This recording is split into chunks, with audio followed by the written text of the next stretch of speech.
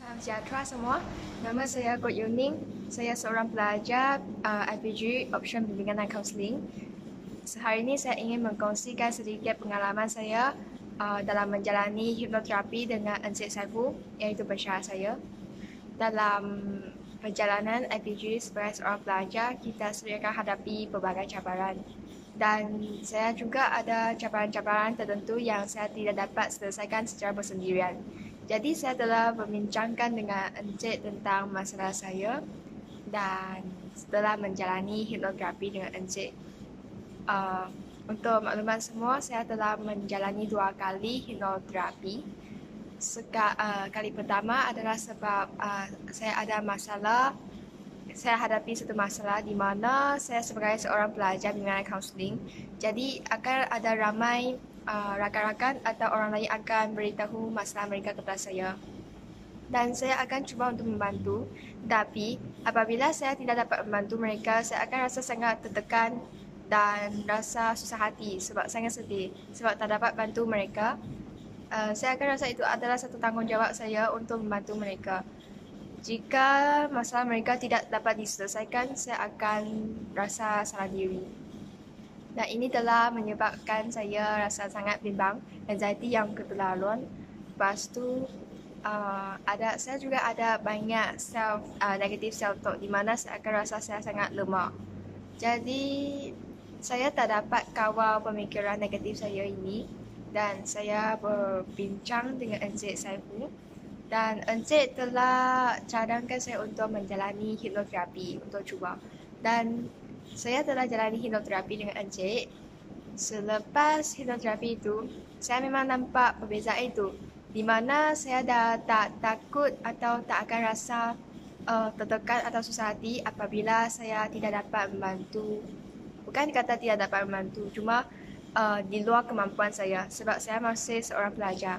Hipnoterapi salah satu kesannya selepas hipnosis ialah saya rasa saya sangat tenang dan saya dapat pandang lebih luas. Pemikiran saya lebih terbuka.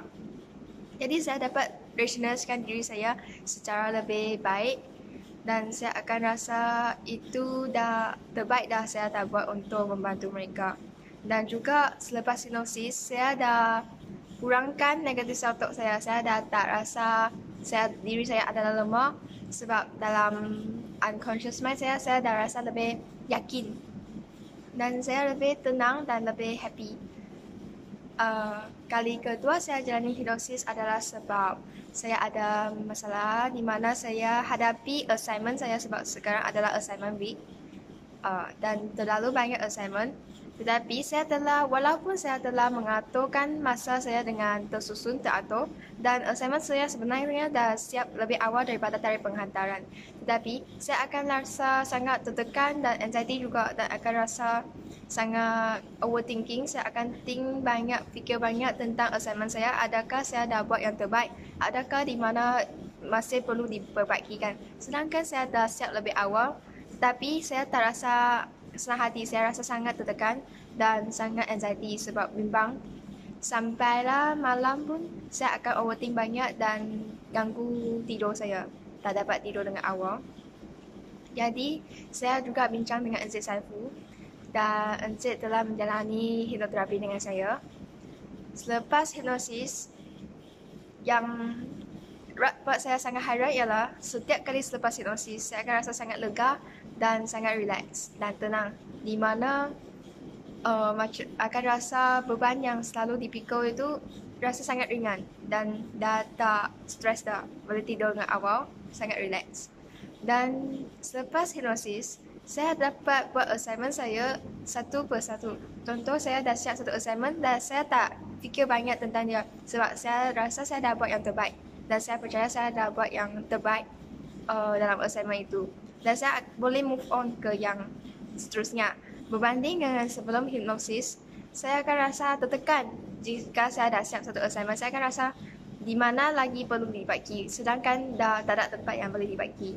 Tapi lepas hipnosis memang saya dapat buat satu ke satu, di mana macam dalam hipnosis saya akan imagine ada satu part yang saya imagine saya dah siap pipi saya satu demi satu dan semua pipi dah siap. Saya rasa sangat senang hati. Dan di real life juga, selepas simulasi saya dapat buat PB saya selesaikan satu demi satu. Dan selepas siap PB assignment itu, saya rasa sangat senang hati dan sangat seronok sebab ada banyak masa lagi untuk membuat perkara-perkara lain. Dan inilah perkongsian saya tentang pengalaman hipnoterapi dengan Aziz Saiful. Saya harap video saya ini dapat membantu rakan-rakan di luar sana di mana juga menghadapi masalah yang tidak dapat diselesaikan bersendirian. Jangan rasa segan atau malu untuk dapatkan bantuan sebab apabila kita dah sedar kita hadapi masalah ataupun cabaran dalam harian hidup kita, kita haruslah cara satu penyelesaian untuk selesaikannya. Kalau tidak, apa tujuannya kita sedar apa masalah kita? Itu saja daripada saya. Terima kasih.